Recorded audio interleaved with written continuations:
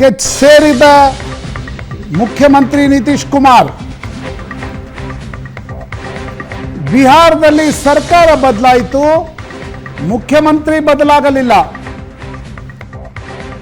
ಮಮತಾ ಬ್ಯಾನರ್ಜಿ, ಅರವಿಂದ್ ಕೇಜ್ರಿವಾಲ್ ನಂತರ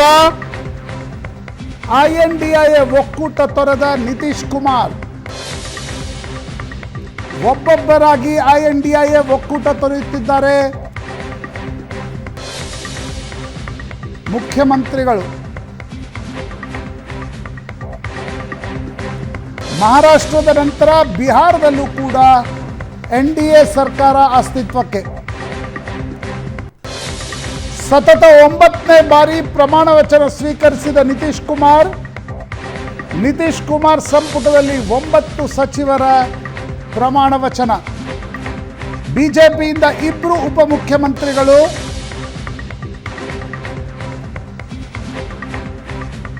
INDIA ಒಕ್ಕೂಟ ತೊರೆದ ಅರವಿಂದ್ ಕೇಜ್ರಿವಾಲ್ ಮತ್ತು ಮಮತಾ ಬ್ಯಾನರ್ಜಿ.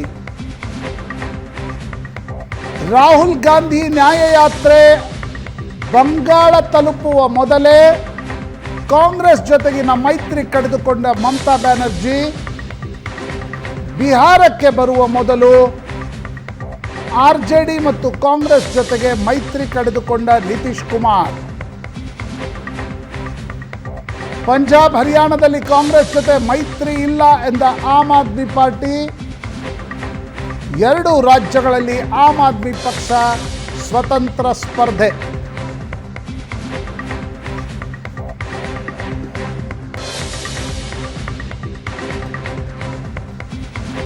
ನಿತೀಶ್ ಕುಮಾರ್ INDA ಒಕ್ಕೂಟ ತೊರೆಯಲು ಕಾಂಗ್ರೆಸ್ ಕಾರಣ ಎಂದ ಅಖಿಲೇಶ್ ಯಾದವ್. ಕಾಂಗ್ರೆಸ್ನ ಕುತಂತ್ರದಿಂದಾಗಿ ನಿತೀಶ್ ಮೈತ್ರಿಯಿಂದ 1 ಕಾಲು ಹೊರಗಿಟ್ಟಿದ್ದಾರೆ ಎಂದ ಅಖಿಲೇಶ್ ಯಾದವ್. ನಿತೀಶ್ ನಂತರ INDIA ಒಕ್ಕೂಟ ತೊರೆಯುತ್ತಾರ ಅಖಿಲೇಶ್ ಯಾದವ್? ಪ್ರಶ್ನೆಗಳ ಮೇಲೆ ಪ್ರಶ್ನೆಗಳು.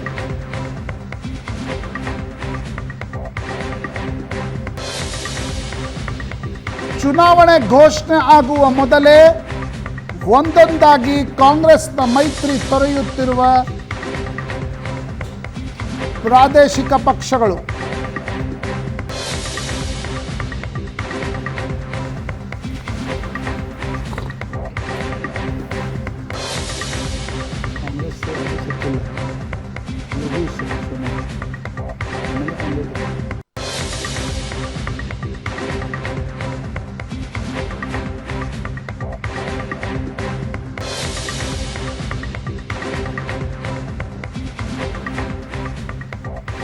ಮಮತಾ ಬ್ಯಾನರ್ಜಿ, ಅರವಿಂದ್ ಕೇಜ್ರಿವಾಲ್, ಈಗ ನಿತೀಶ್ ಕುಮಾರ್. ಮಮತಾ ಬ್ಯಾನರ್ಜಿ ಮತ್ತು ಅರವಿಂದ್ ಕೇಜ್ರಿವಾಲ್ ಕ್ರಮವಾಗಿ ಪಶ್ಚಿಮ ಬಂಗಾಳ ಮತ್ತು ಪಂಜಾಬ್ನಲ್ಲಿ ಮೈತ್ರಿ ಇಲ್ಲ ಅಂತ ಘೋಷಣೆ ಮಾಡಿದ್ರು. ನಿತೀಶ್ ಕುಮಾರ್ ಮೈತ್ರಿ ಇಲ್ಲ ಅಂದಿದ್ದು ಮಾತ್ರ ಅಲ್ಲ, NDA ಮೈತ್ರಿಕೂಟವನ್ನು ಸೇರಿಕೊಂಡು ಈಗ ಅಖಿಲೇಶ್ ಯಾದವ್ ವಿಚಿತ್ರವಾಗಿ ಮಾತಾಡ್ತಿದ್ದಾರೆ. ಉತ್ತರ ಪ್ರದೇಶದಲ್ಲಿ ಸಮಾಜವಾದಿ ಪಕ್ಷದ ನೇತೃತ್ವ ವಹಿಸಿಕೊಂಡಿರುವ ಅಖಿಲೇಶ್ ಯಾದವ್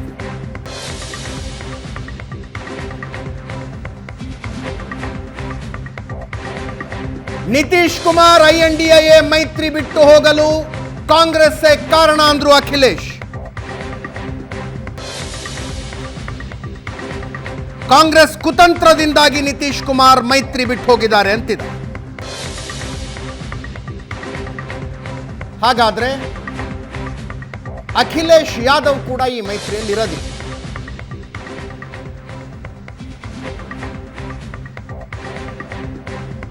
ಇವತ್ತು ನಿತೀಶ್ ಕುಮಾರ್ ಮುಖ್ಯಮಂತ್ರಿ ಸ್ಥಾನಕ್ಕೆ ರಾಜೀನಾಮೆ ಕೊಟ್ಟರು. ಸಂಜೆ 5 ಗಂಟೆಗೆ ಮತ್ತೊಮ್ಮೆ ಮುಖ್ಯಮಂತ್ರಿಯಾಗಿ ಪ್ರಮಾಣ ವಚನ ಸ್ವೀಕರಿಸಿದರು.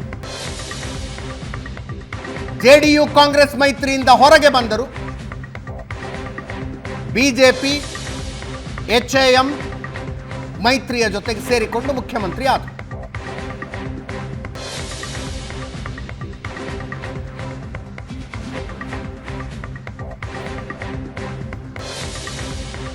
ಮೈತ್ರಿಯ 3 ಪ್ರಮುಖ ಪಕ್ಷಗಳು ಈಗ INDA-ನಲ್ಲಿಲ್ಲ. ಮಮತಾ ಬ್ಯಾನರ್ಜಿ ಸ್ವತಂತ್ರ ಸ್ಪರ್ಧೆ ಅಂದಿದ್ದಾರೆ. ಆಮ್ ಆದ್ಮಿ ಪಕ್ಷ ಪಂಜಾಬ್ನಲ್ಲಿ ಸ್ವತಂತ್ರ ಸ್ಪರ್ಧೆ ಅಂದಿದೆ. ದೆಹಲಿಯಲ್ಲಿ ಸ್ವತಂತ್ರ ಸ್ಪರ್ಧೆ ಆಗಬೇಕು ಅಂತ ಕಾಂಗ್ರೆಸ್ ಹಿಂದೆ ಮೂಡಿದೆ. ನಿತೀಶ್ ಕುಮಾರ್ ನಾವು INDA ಮೈತ್ರಿಯಲ್ಲಿಲ್ಲ, NDA ಮೈತ್ರಿಯಲ್ಲಿದ್ದೀವಿ ಅಂತ ಘೋಷಣೆ ಮಾಡಿದ್ದಾರೆ. ಈಗ ಅಖಿಲೇಶ್ ಯಾದವ್ ನಿತೀಶರ ಎಕ್ಸಿಟ್ಗೆ ಕಾಂಗ್ರೆಸ್ ಅನ್ನು ಬ್ಲೇಮ್ ಮಾಡ್ತಾ ಇದ್ದಾರೆ.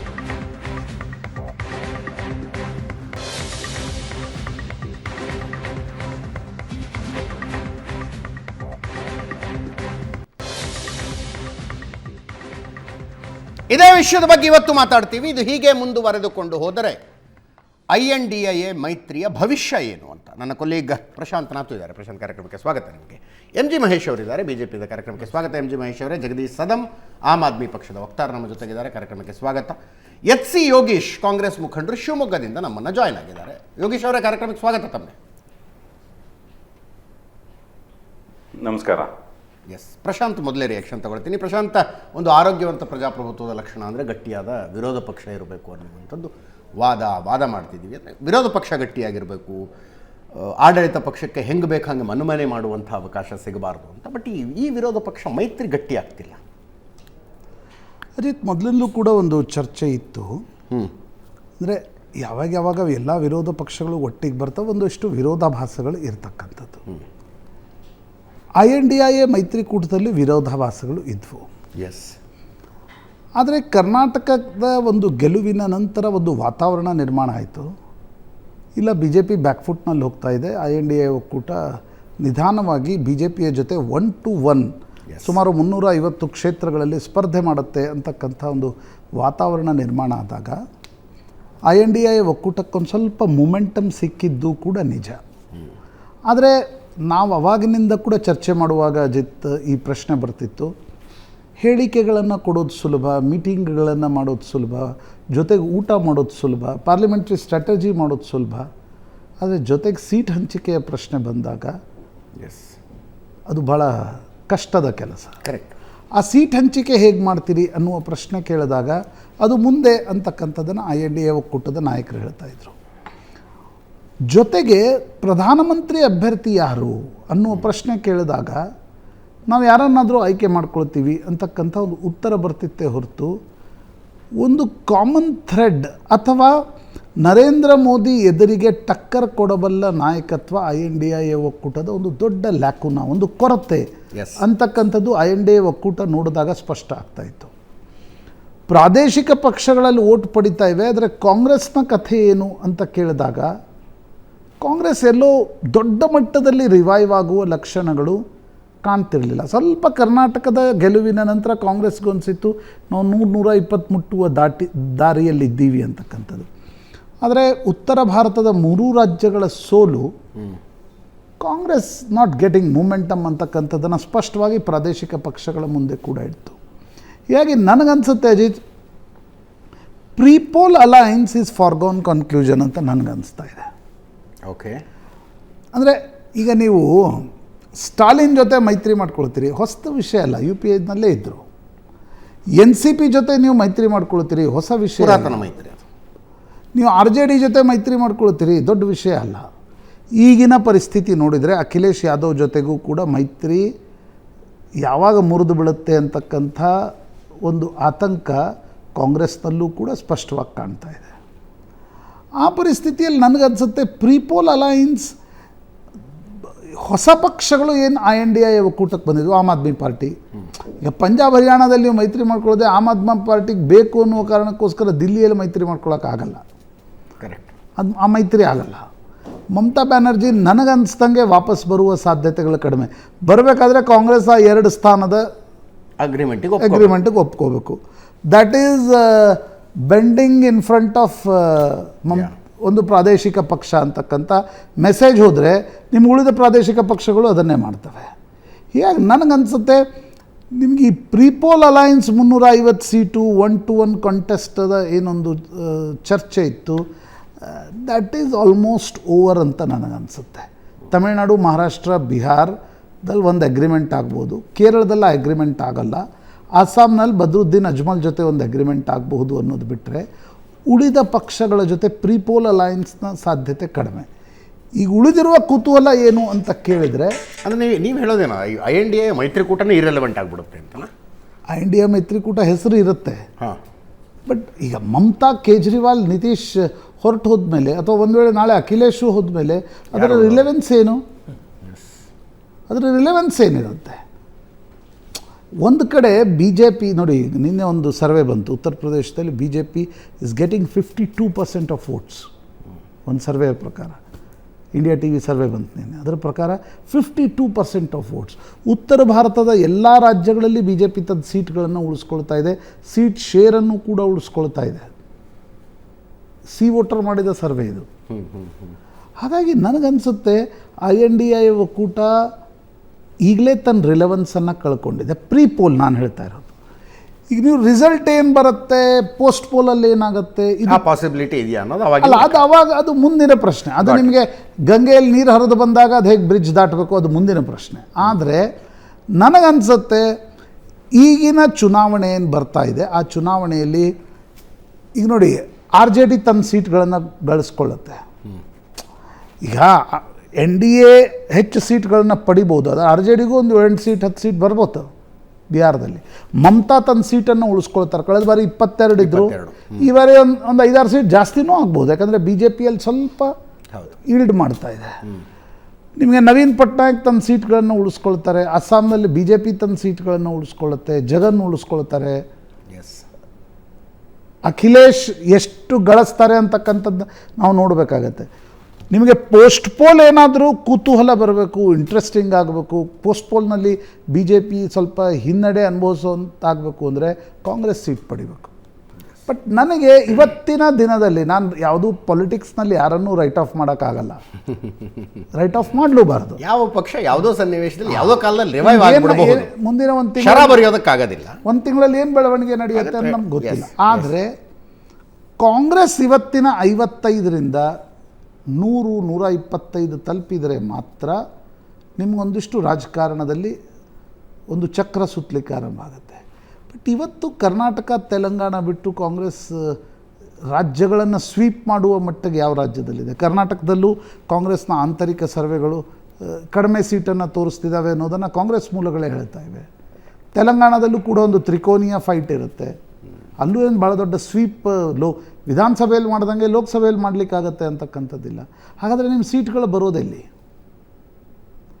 ನನಗನ್ಸುತ್ತೆ Ajit, BJP is looking at huge victory.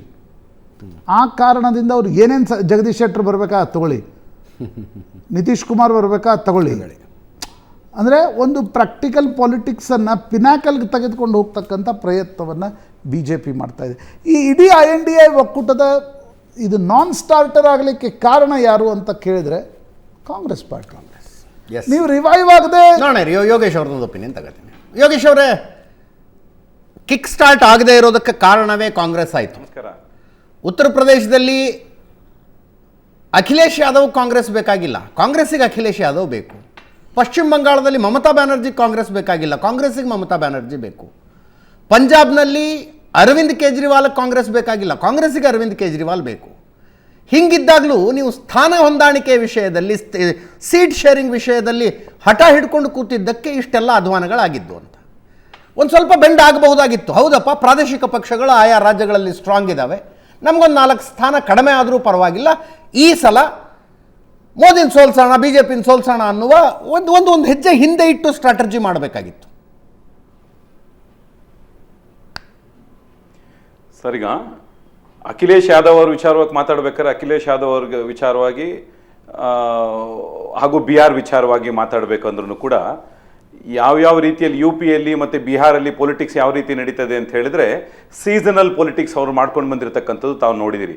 2013ರಲ್ಲಿ ಏನು ಮಾಡಿದ್ರು ಬಿಹಾರಲ್ಲಿ, 2017ರಲ್ಲಿ ಏನು ಮಾಡಿದ್ರು, ಇತ್ತೀಚಿನ ದಿನಗಳಲ್ಲಿ RJD ಜೊತೆ ಯಾವ ರೀತಿ, ಕಾಂಗ್ರೆಸ್ ಜೊತೆ ಯಾವ ರೀತಿ ಹೊಂದಾಣಿಕೆ ಮಾಡಿಕೊಂಡ್ರು ಅಂತಕ್ಕಂಥ ವಿಚಾರ ತಮಗೆಲ್ಲರಿಗೂ ಕೂಡ ಗೊತ್ತಿದೆ. ಕಾಂಗ್ರೆಸ್ ಪಾರ್ಟಿಗೂ ಕೂಡ ಗೊತ್ತಿದೆ, INDA ಏನು ಮೈತ್ರಿಕೂಟಕ್ಕೂ ಕೂಡ ಗೊತ್ತಿದೆ. ಏನು ನೀವು SSLC ಪತ್ರಿಕೆ, ನೀವು ಪ್ರಶ್ನೆ ಪತ್ರಿಕೆ ಬರೀತೀರಿ, 3ರಲ್ಲಿ 2 ಮಾತ್ರ ಬರೀರಿ ಅಂತ ಹೇಳ್ತಾರೆ. ಕಾಂಗ್ರೆಸ್ ಪಕ್ಷನೂ ಕೂಡ ಎಲ್ಲಾರನ್ನೂ ಕೂಡ ನಂಬ್ಕೊಂಡ್ರು ಕೂಡ ಅದರದೇ ಆಗಿರ್ತಕ್ಕಂಥ ಒಂದು ಸ್ಟ್ರಾಟಜಿನೂ ಕೂಡ ಮಾಡ್ಕೊಂಡು ಬರ್ತಾ ಇದೆ. ಈ ಚುನಾವಣೆಯ ಸಂದರ್ಭದಲ್ಲಿ ಯಾವಾಗಲೂ ಎಲ್ಲರ ಮೇಲೂ ಡಿಪೆಂಡ್ ಆಗೋದಿರಲ್ಲ. ಯಾಕಂತ ಹೇಳಿದ್ರೆ ಸುಮಾರು 48 ವರ್ಷದ ಇತಿಹಾಸ ಇರತಕ್ಕಂಥ ಕಾಂಗ್ರೆಸ್ ಪಾರ್ಟಿಗೆ ಈ ರೀತಿ ಕೈ ಕೊಡ್ತಾರೆ ಅಂತ ಕೂಡ ಬಹಳಷ್ಟು ನಿರೀಕ್ಷೆಯಿಂದನೂ ಕೂಡ ಕಾಂಗ್ರೆಸ್ ಪಾರ್ಟಿ ಇದೆ. ಮಮತಾ ಬ್ಯಾನರ್ಜಿ ಕೂಡ ಕಾಂಗ್ರೆಸ್ ದೆಹಲಿಯ 148 ಅಲ್ಲಲ್ಲ 48 ವರ್ಷಗಳ ಕಾಲ ನಾವು ಏನ್ 70 ವರ್ಷ ಅಲ್ಲಲ್ಲ 70 ವರ್ಷ ಏನ್ ಅಧಿಕಾರ ಮಾಡಿದ್ದಾರೆ ಅಂತ ಹೇಳ್ತೀರಿ. 48 ವರ್ಷ ಅಧಿಕಾರ ಮಾಡಿರ್ತಕ್ಕಂಥ ಕಾಂಗ್ರೆಸ್ ಪಾರ್ಟಿಗೆ 48 ವರ್ಷ ಆಳ್ವಿಕೆ ಮಾಡಿರ್ತಕ್ಕಂಥ ಕಾಂಗ್ರೆಸ್ ಪಾರ್ಟಿಗೆ ಯಾವಾಗಲೂ ಕೂಡ ಆಪ್ಷನ್ ಇಟ್ಕೊಂಡು ಹೋಗಿರ್ತಕ್ಕಂಥ ಉದಾಹರಣೆಗಳು ಕೂಡ ಬೇಕಾದಷ್ಟಿದೆ. ಹೇಳ್ತಾರೆ ಈಗ ಕರ್ನಾಟಕದಲ್ಲಿ 224 ಕ್ಷೇತ್ರನೂ ಗೆಲ್ಲಕ್ಕಾಗ್ತದ? ನಾವು ಗೆದ್ದಿರ್ತಕ್ಕಂಥದ್ದು 135 ಕ್ಷೇತ್ರ. ಹಂಗಂತ ಹೇಳಿದ ತಕ್ಷಣ 224 ಕ್ಷೇತ್ರಕ್ಕೆ ನಾವು ಕಾಂಗ್ರೆಸ್ ಕ್ಯಾಂಡಿಡೇಟ್ ಹಾಕಲ್ಲ ಅಂತ ಹೇಳ್ತಾ ಇಲ್ಲ. ಹಾಗಾಗಿ ಈ ರೀತಿ ಬಂದಿರತಕ್ಕಂಥದ್ದು ಇಟ್ ಇಸ್ ಟೂ ಅರ್ಲಿ. ಈಗ ಬೇಕಾದಷ್ಟು ಜನ ಬಿಜೆಪಿಯಿಂದನೂ ಕೂಡ ಬೇಕಾದಷ್ಟು ಜನ ಬರೋರ್ತಕ್ಕಂಥದ್ದುಂಟು, ಅವರಲ್ಲೂ ಕೂಡ ಒಡೆದಾಡ್ದಿರ್ತಕ್ಕಂಥದ್ದುಂಟು. ಇನ್ನೊಂದು ಪ್ರಶ್ನೆ ನಿಮಗೆ ಕೇಳೋದಕ್ಕೆ ಇಷ್ಟಪಡ್ತಾ ಇದ್ದೀನಿ. ನರೇಂದ್ರ ಮೋದಿ ಅವರು ಏನು ವಿಶ್ವನಾಯಕ, ಬಿಜೆಪಿ ಇವತ್ತು ಭಾರತದಲ್ಲಿ ಸಂಪೂರ್ಣ ಆಕ್ರಮಿಸ್ಕೊಂಡಿದೆ ಅಂತ ಹೇಳಿದ್ರಲ್ಲ, ನಿತೀಶ್ ಕುಮಾರ್ ಅಂತ ನಾಯಕ ನಿಮಗೆ ಬೇಕಿತ್ತ ಮತ್ತೊಂದ್ಸಲಿ? ಹಾಗಾದ್ರೆ ನಿಮ್ಮ ಬಲದಲ್ಲಿ ನೀವು ನಿಲ್ಲೋದಕ್ಕೆ ಆಗ್ಲಿಲ್ವಾ? ಮತ್ತೆ ಕಾಂಗ್ರೆಸ್ ಜೊತೆ ಬಂದಂತವ್ರನ್ನ ಮತ್ತೆ ಬನ್ನಿ ನಮ್ಮ ಮನೆಗೆ ಕರ್ಕೊಳ್ತೀವಿ ಅಂತ ಮತ್ತೆ ಮಾಡ್ಕೊಂಡಿದ್ದೀರಲ್ಲ, ಇದು ನಿಮಗೊಂದು ಪ್ರಶ್ನೆ ಅಲ್ವಾ? ಇದು ಹಂಗಾರೆ ಪ್ರಶಾಂತ್ ಅದನ್ನೇ ಹೇಳಿದ್ರು. ಜಗದೀಶ್ ಶೆಟ್ಟರ್ ಬಂದ್ರು ಓಕೆ, ಆಪರ್ಚುನಿಟಿಸ್ಟ್ ಅವರು ಬರೀ 9.5 ತಿಂಗಳ ಹಿಂದೆ ನಮ್ಮನ್ನು ಬೈಕೊಂಡು ಹೋಗಿರುವಂತ ಜಗದೀಶ್ ಶೆಟ್ಟರ್ ಬಂದ್ರು ಓಕೆ ಅನ್ನೋ ಪರಿಸ್ಥಿತಿಯಲ್ಲಿ ಬಿಜೆಪಿ ಅವರು ಇದ್ದಾರೆ. ಹಂಗಾರೆ ನಿಮಗೆ ಶಕ್ತಿ ಇರ್ಲಿಲ್ವಾ? ಹಂಗಾರೆ ನೀವು ಸ್ವತಂತ್ರವಾಗಿ ಹೋರಾಟ ಮಾಡ್ತಕ್ಕಂಥ ಶಕ್ತಿ ಇಲ್ವಾ? ಹಂಗಾರೆ ಎಲ್ಲರೂ ಬೇಕಂಗಾರೆ ಆಯ್ತು, ಎಲ್ಲರೂ ಬರ್ತಾರೆ, ಎಲ್ಲರೂ ಕರ್ಕೊಂಡು ಹೋಗ್ತೀವಿ ಅಂತ ಹೇಳಿದ್ರೆ ಪ್ರಬಲವಾದ ಆಪೋಸಿಷನ್ ಬೇಡವಾ? ಹಂಗಾರೆ ನಿಮ್ಗೆ ನಿಮ್ ಪ್ರಕಾರ ಪ್ರಬಲವಾದ ಅಪೋಸಿಷನ್ ಬರಬೇಕು ಅಂತ ಅವ್ರು ಯಾಕೆ ಬಯಸ್ತಾರೆ? ಅವ್ರು ಯಾಕೆ ಬಯಸ್ತಾರೆ? 9 ತಿಂಗಳ ಹಿಂದೆ 130 ನಮ್ಮ ಬಯಕೆ ಅದು ಅಪೋಸಿಷನ್ ಪ್ರಬಲವಾಗಿರ್ಬೇಕು ಅನ್ನುವಂಥದ್ದು ನಮ್ಮ ಬಯಕೆ. 9 ತಿಂಗಳ ಹಿಂದೆ ಕರ್ನಾಟಕದಲ್ಲಿ 136 ಸ್ಥಾನಗಳನ್ನು ಗೆಲ್ಲುವ ಮೂಲಕ ದೊಡ್ಡ ಮಟ್ಟದಲ್ಲಿ ಅಧಿಕಾರಕ್ಕೆ ಬಂದಿದ್ದೀರಿ ನೀವು. ಬಂದ ತಕ್ಷಣ ಕೆಪಿಸಿಸಿ ಅಧ್ಯಕ್ಷರು ಟಾರ್ಗೆಟ್ ಫಿಕ್ಸ್ ಮಾಡಿದ್ರು, 1 ತಿಂಗಳಿಗೊಂದು ಪಕ್ಷ ಸೇರ್ಪಡೆ ಕಾರ್ಯಕ್ರಮಗಳಾಗಬೇಕು ಅಂತ. ಪಕ್ಷ ಸೇರ್ಪಡೆ ಕಾರ್ಯಕ್ರಮಗಳು 1 ತಿಂಗಳಿಗೊಂದು ಆಗ್ಬೇಕು ಅಂತ. ಅಂದ್ರೆ ನೀವು ಗೆದ್ದು ಅಧಿಕಾರದಲ್ಲಿರುವಂತಹ ನೀವು ಏನು ಯಾರ್ಯಾರು ಬರ್ತಾರೋ ಬರಲಿ, ನನಗೆ ಕಾಂಗ್ರೆಸ್ ಪಕ್ಷದ ಆಂತರಿಕ ಸಭೆಯಲ್ಲಿ ನಡೆದಂಥ ಚರ್ಚೆಯನ್ನು ಯಾರೋ ಒಬ್ರು ಕಾಂಗ್ರೆಸ್ ಪಕ್ಷದ ಮುಖಂಡರು ಹೇಳ್ತಾ ಇದ್ರು, ಯಾರಾದರೂ ಹಳ್ಳಿಯ ಒಬ್ಬ ವ್ಯಕ್ತಿಯ ಹತ್ರ 10 ಮತಗಳಿದಾವೆ ಅಂದ್ರೂ ಕೂಡ ಅವ್ರನ್ನ ಪಕ್ಷಕ್ಕೆ ಸೇರಿಸ್ಕೊಳ್ಳೋಣ. ಅದು ತಪ್ಪಲ್ಲ, ಅದು ರಾಜಕೀಯ. ಅದು ಅಲ್ಲಲ್ಲ, ಅದು ಕಾಂಗ್ರೆಸ್ ಪಕ್ಷದಲ್ಲಿ ಸೇರಿಸ್ಕೊಂಡಿರೋದು ಉಂಟು. ಆದರೆ ನೀವೇನು ಹೇಳ್ತೀರಿ, ಈ ಬಾರಿ ನರೇಂದ್ರ ಮೋದಿ ಅಂತೇಳಿ ಪ್ರೊಜೆಕ್ಟ್ ಮಾಡ್ಕೊಳ್ತಾ ಬಂದ್ರಲ್ಲ, ನರೇಂದ್ರ ಮೋದಿ ಅವರ ಶಕ್ತಿ ಇದೆ ಅಂತ ಹೇಳ್ಕೊಳ್ತಾ ಬಂದ್ರಲ್ಲ, ನಿಮಗೆ ಯಾತಕ್ಕೆ ಬೇಕಿತ್ತು ಇದನ್ನ ಅಂತ ಹೇಳಿ ಅಂತ ನಾವು ಕೇಳಿದಿರ್ತಕ್ಕಂಥದ್ದು. ನೀವು ಒಬ್ಬರೇ ಶಕ್ತಿಯಲ್ಲಿ, ನಿಮ್ಮ ಒಂದು ಶಕ್ತಿಯಲ್ಲಿ ನೀವು ಈ ಸಲ ಚುನಾವಣೆ ಅಭಿವೃದ್ಧಿಯ ಮೇಲೆ ನಡೆಸ್ರಿ ಅಂತಕ್ಕಂಥದ್ದು ವಾದನೂ ಕೂಡ ಇಡೀ ದೇಶದಲ್ಲಿ ಇರ್ತಕ್ಕಂಥ ವಾದ ಇವತ್ತು. ಅದು ಹೆಂಗಿದೆ ಅಂದರೆ, ಇಂಡಿಯನ್ ಟೀಮ್ ಗಟ್ಟಿಯಾಗಿದೆ ಅಂದ್ರೆ ವಿರಾಟ್ ಕೊಹ್ಲಿ ಬ್ಯಾಟಿಂಗ್ ಮಾಡಿಸ್ಬೇಡ್ರಪ್ಪ ನೀವು ಅಂದಂಗಿದೆ. ಅದು ವಿರಾಟ್ ಕೊಹ್ಲಿನ ಬ್ಯಾಟಿಂಗ್ ಮಾಡಿಸದೆ ಗೆದ್ದು ಅಲ್ಲ, ನೀವ್ ಹೇಳ್ತಿರೋದು ಹೆಂಗೆ ಅಂದ್ರೆ ಬಾಂಗ್ಲಾದೇಶ್ ಮೇಲೆ ಆಟ ಆಡ್ಬೇಕು ಅಂತ ಹೇಳಿ ಅಂತ. ಇಂಡಿಯಾ ಯಾವಾಗಲೂ ಬಾಂಗ್ಲಾದೇಶ್ ಮೇಲೆ ಆಡ್ಬೇಕಾ? ಪ್ರಬಲವಾದ ವಿರೋಧ ಪಕ್ಷ ಬೇಕು ಅಂತೇಳಿ ವಾಜಪೇಯಿ ಕೂಡ ಹೇಳಿರ್ತಕ್ಕಂಥದ್ದುಂಟು. ವಾಜಪೇಯಿ ಅವ್ರನ್ನ ಹೊಗಳಿರ್ತಕ್ಕಂಥ ಇಂದಿರಾ ಗಾಂಧಿ ಅವರ ಉದಾಹರಣೆ ಬಾಂಗ್ಲಾದೇಶ ಪ್ರಕಾರ ಅದನ್ನ ಹೇಳೋದಕ್ಕೆ ಇಷ್ಟ ತಮಗೂ ಕೂಡ ಗೊತ್ತಿರ್ತಕ್ಕಂಥದ್ದು. ಅಲ್ಲಲ್ಲ, ಅಂದ್ರೆ ವೀಕ್ ಟೀಮ್ ಕ್ರಿಕೆಟ್ ಅಲ್ಲಿ ವೀಕ್ ಟೀಮ್ ಆಡೋದಕ್ಕೆ ಇಷ್ಟಪಡ್ತಾರೆ. ವೀಕ್ ಟೀಮ್ ಅಲ್ಲಿ ಆಡ್ಬೇಕಾರೆ ಅಲ್ಲಲ್ಲ, ನೀವ್ ಹೇಳ್ತಿರ್ತಕ್ಕಂಥದ್ದು ಪ್ರಬಲವಾಗಂಗಾರೆ ಬರಬೇಡ್ದ, ಎಲ್ಲಾರನ್ನೂ ಕರ್ಕೊಂಡು ಹೋಗಂಗಾರೆ ನೀವು ಒಬ್ಬರೇ ಮಾಡಕ್ಕಾಗ್ತದ? ಯಾವಾಗಲೂ ಕೂಡ ಇದ್ರ ಮಧ್ಯ ಕರ್ನಾಟಕದಲ್ಲೂ ಕೂಡ ನೋಡಿದೀವಿ, ID ಎಲ್ಲದನ್ನು ಕೂಡ ನಿತೀಶ್ ಕುಮಾರ್ ಮೇಲೆ ಏನೇನು ಪ್ರಭಾವ ಬೀರಿಸಿದ್ರು ಏನು ಗೊತ್ತಾಗ್ಲಿಲ್ಲ. ಮುಂದಿನ ದಿನಗಳಲ್ಲಿ ಯಾವ್ಯಾವ ರೀತಿ ಇವರಿಗೆ ಬ್ಲ್ಯಾಕ್ ಮೇಲ್ ಮಾಡಿದ್ದಾರೆ ಅಂತಕ್ಕಂಥದ್ದು ಮುಂದಿನ ದಿನಗಳಲ್ಲಿ ಕೂಡ ನಿತೀಶ್ ಕುಮಾರ್ ಅವ್ರ ಜೊತೆಗಿದ್ದಂಥವ್ರು ಎಲ್ಲರೂ ಹೇಳ್ತಾರೆ, ಅವಾಗ ಗೊತ್ತಾಗ್ತದೆ. ಎಸ್ ಇರಿ ಬಂದೆ ಮಹೇಶ್ ಅವರೇ. ಏನಿಲ್ಲ, ಒಂದು ಸಿಸ್ಮೋಗ್ರಫಿಯಲ್ಲಿ ಒಂದು ಹೇಳ್ತಾರೆ, ಭೂಮಿ ಒಳಗಡೆ ನಡೀತಾ ಇರ್ತಕ್ಕಂಥ ಎಲ್ಲ ವಿದ್ಯಮಾನಗಳು ಕೆಲವರಿಗೆ ಬೇಗ ಗೋಚರ ಆಗುತ್ತೆ ಅಂತ. ಅಲ್ಲ ಅದಿರಲಿ, ಫಸ್ಟ್ ನೀವು ಈ ಮೈತ್ರಿಕೂಟದ ಮೊದಲ 2 ಮೀಟಿಂಗ್ ಆದಾಗ ನೀವು ಕಳವಳಗೊಂಡಿದ್ರಿ, ವಿಚಲಿತಗೊಂಡ. ಸಹಜ, ರಾಜಕಾರಣದೊಳಗಡೆ ಆ ಕಾಲಘಟ್ಟದ ಒಳಗಡೆ ಏನು ಬೆಳವಣಿಗೆಗಳಿದೆ ಅದನ್ನು ಸೂಕ್ಷ್ಮವಾಗಿ ಪ್ರತಿಯೊಂದು ರಾಜಕೀಯ ಪಾರ್ಟಿ ಕೂಡ ಅಬ್ಸರ್ವ್ ಮಾಡ್ತಾ ಇರುತ್ತದೆ. ಇವತ್ತೇನು ಈ ಘಟನೆ ಏನು ಬೆಳವಣಿಗೆ ನಡೆದಿರ್ತಕ್ಕಂಥದ್ದು, ದೇಶದಲ್ಲಿ ಇರ್ತಕ್ಕಂಥ ಒಂದು ಮಾಹೋಲ್ ಇಡೀ ಪ್ರಶಾಂತ್ ಸರ್ ಚೆನ್ನಾಗಿ ಹೇಳಿದರು. 2014ನೇ ಇಸ್ವಿಯಲ್ಲಿ ನಾವು 33% ಬಟ್ ಅಲಯನ್ಸ್ ಎಲ್ಲ ನಾವು ತೆಗೆದುಕೊಂಡಂಥದ್ದು, ಏನು 37% ನಮ್ಮ NDA ಭಾಗ. 2019ರಲ್ಲಿ ನಾವು ತೆಗೆದುಕೊಂಡಂಥದ್ದು ಭಾಗ ಏನು, BJP on its own 38%, 5% vote escalate ಮಾಡಿದ್ವಿ. ನಮ್ಮದು ಅಲಯನ್ಸ್ ಎಲ್ಲ ಸೇರಿ 45%. ಈ ಸತಿ ಖಂಡಿತವಾಗ್ಲೂ ನಾವು 50% ಏನು ಮತವನ್ನು ದಾಟುವಷ್ಟು ಸಾಮರ್ಥ್ಯ ಇಡೀ ದೇಶದೊಳಗಡೆ ಇವತ್ತು BJPಯ ಆ ಹೆದ್ದರೇ ಇದೆಯಲ್ಲ ಅದು ಬಹಳ ಪಾಸಿಟಿವ್ ಆಗಿ ಕಾಣಿಸ್ತಾರೆ. ಮೊದಲನೇ ಬಾರಿ ಒಂದು ಪ್ರೋ ಇನ್ಕಂಬನ್ಸಿ ಬೇಸ್ಡ್ ಚುನಾವಣೆ ಆಗ್ಬೋದು ಈ ಬಾರಿ. ನಾವು ಏನು ಆ್ಯಂಟಿ ಇನ್ಕಂಬನ್ಸಿ ಅಂತ ನಾವು ಪದಗುಚ್ಛವನ್ನು ಪದೇ ಪದೇ ನಾವು ಉಲ್ಲೇಖ ಮಾಡ್ತಾ ಇರ್ತೀವಿ, ಒಂಥರ ಪ್ರೋ ಇನ್ಕಂಬನ್ಸಿ ಅನ್ನೋವಂಥದ್ರ ಬೇಸ್ಡ್ ಮೇಲೆ ಚುನಾವಣೆ ನಡೀತಾ ಅಂತಕ್ಕಂಥದ್ದಾಗ್ಬೋದು. ಇಡೀ ದೇಶದ ಒಳಗಡೆ ಕಾಂಗ್ರೆಸ್ಸಿನ ನಕಾರಾತ್ಮಕತೆ, ನೆಗೆಟಿವ್ ಪಾಲಿಟಿಕ್ಸ್ ಏನು ಕಾಂಗ್ರೆಸ್ಸು ಕಳೆದ ಹಲವು ವರ್ಷಗಳಲ್ಲಿ ಈ ದೇಶದಲ್ಲಿ ಪ್ರಾಕ್ಟೀಸ್ ಮಾಡ್ತಾ ಬಂದಿದೆ, ಅದನ್ನು ಇಡೀ ಪ್ರತಿಯೊಂದು ರಾಜ್ಯದಲ್ಲೂ ಕೂಡ ಕಾಂಗ್ರೆಸ್ಸನ್ನು ತಿರಸ್ಕಾರ ಮಾಡ್ತಾ ಇರೋವಂಥ ಒಂದು ಮನಸ್ಥಿತಿ. ಬಟ್ ಯೋಗೇಶ್ ಅವ್ರ ಪ್ರಶ್ನೆ ರಿಲೆವೆಂಟ್ ಅಲ್ವಾ? ಏನು ಪಲ್ಟು ರಾಮ್ ಅಂತ ಮಾತಾಡಿ ಅಲ್ಲ, ಎಲೆಕ್ಷನ್ 2.5 ತಿಂಗಳಿರುವಾಗ ಮತ್ತವ್ರನ್ನ ಅಲ್ಲ ಈ ಪ್ರಶ್ನೆ ಅಲ್ಲ. ನಾವು ಒಂದು ವಿಷಯ ಹೇಳ್ತೇನೆ ನೋಡಿ, ನಾವು ಕಳೆದ ಬಾರಿ BJP ಮತ್ತು ನಾವು ಏನು ಇವತ್ತಿನ JDU ನಾವಿಬ್ಬರು ಅಲಯನ್ಸಲ್ಲಿ ಪ್ರೀಪೋಲ್ ಅಲಯನ್ಸಲ್ಲಿ ನಾವು ಚುನಾವಣೆ ಮಾಡೋದು. ಪ್ರೀಪೋಲ್ ಅಲಯನ್ಸಲ್ಲಿ we will comfortably shared with 46% vote, 46% vote ತೆಗೆದುಕೊಂಡಿದ್ವಿ. ಕಾಲಘಟ್ಟದ ಒಳಗಡೆ ನಿತೀಶ್ ಕುಮಾರ್ ಅವ್ರಿಗೆ ಅನಿಸಿರ್ಬೋದು, ಗೊತ್ತಿಲ್ಲ, ಅವತ್ತಿನ ಅವರಿಗೆ ಬೇರೆ ಬೇರೆ ಕಾರಣಗಳು ಆ ರಾಜಕೀಯ ಪಾರ್ಟಿಗೆ ಅನಿಸಿರೋ ಅಂಥದ್ದು. ಅರೆ ನಮಗೆ ಇವತ್ತಿನ ದಿನ ಏನು ಈ ಹೊಸ ಏನು OBC ಮತ್ತು ಇದರಲ್ಲಿ ಬಂದ ನಂತರ ಏನು ರಿಪೋರ್ಟ್ ಬಂದ ನಂತರ EWS ಅಂತ ಏನದು EMS ಅಂತ EBC ಅಂತ ಮಾಡಿದ್ದೇವೆ. ಈ EBC ಆದ ನಂತರದ ಬೆಳವಣಿಗೆಗಳು ನೋಡಿದಾಗ ಭಾಳ ಸ್ಪಷ್ಟವಾಗಿದೆ ನಮಗೆ. ನಾವು ಮತ್ತು JDU ಸೇರಿದ್ರೆ ಒಂದು ದೊಡ್ಡದಾದಂಥ ವಿಕ್ಟ್ರಿಯನ್ನು ಬಿಹಾರ್ನಲ್ಲಿ ಕೊಡ್ಬೋದು. ನಾವೇನು ಕರ್ಪೂರಿ ಠಾಕೂರ್ ಅವರಿಗೆ ನಾವೇನು ಇವತ್ತು ಅವರನ್ನು ಗೌರವಿಸಿದ್ವಿ, ಇದು ದೊಡ್ಡ ಡಿವಿಡೆಂಟನ್ನು ನಮಗೆ. ಬಿಹಾರದಲ್ಲಿ ದೊಡ್ಡ ಗೆಲುವು ಬೇಕಂದ್ರೆ ನಿತೀಶ್ ಕುಮಾರ್ ಬೇಕು ನಿಮಗೆ. ಅಲ್ಲ ನಾನು ಬೇಡ ಅಂತ ಹೇಳಿದವರು. ಪಲ್ಟುರಾಮ್ ಅಂದಿದ್ದು ಅಲ್ಲ, ಪಲ್ಟಲ್ಲಿ ನೋಡಿ ಯಾರ್ಯಾರಿಗೆ ಸ್ವಯಾರ್ಜಿತವಾದಂಥ ಶ್ರಮ, ಸ್ವಯಾರ್ಜಿತವಾದಂಥ ಮತ ಬ್ಯಾಂಕ್ ಇರುತ್ತೆ, ಸಹಜವಾಗಿ ರಾಜಕಾರಣದೊಳಗಡೆ ಅದು ಉಪಯೋಗ ಆಗುತ್ತೆ. ನಾನು ಇದನ್ನು ಭಾಳ ಎಚ್ಚರಿಕೆಯಿಂದ ಹೇಳ್ತಾ ಇದ್ದೀನಿ. ಯಾರಿಗೆ ಒಂದು ಸ್ವಯಾರ್ಜಿತವಾದಂಥ ವೋಟ್ ಬ್ಯಾಂಕ್ ಅಂತ ಇರುತ್ತೆ, ತಪ್ಪೇನಿದೆ ಅದರಲ್ಲಿ? ರೆಕ್ಕೆಗಳು ಪುಕ್ಕಗಳು ಬೇಕು ಇವರಿಗೆ. ಬಂದೆ ಅದಿಲ್ಲದೆ ಯಾರೂ ರಾಜಕಾರಣ ಮಾಡೋ ಪರಿಸ್ಥಿತಿಯಲ್ಲಿ ಇಲ್ಲ ಸರ್ ಯೋಗೇಶ್ವರ. ಬಂದೆ, ಒಂದು ಸಣ್ಣ ಬ್ರೇಕ್ ಮುಗಿಸ್ಕೊಂಡು ವಾಪಸ್ ಬರ್ತೀನಿ. ಬ್ರೇಕ್ ನಂತರ ಆಮ್ ಆದ್ಮಿ ಪಕ್ಷದ ವಕ್ತಾರನ ಮಾತಾಡಿಸ್ತೀನಿ.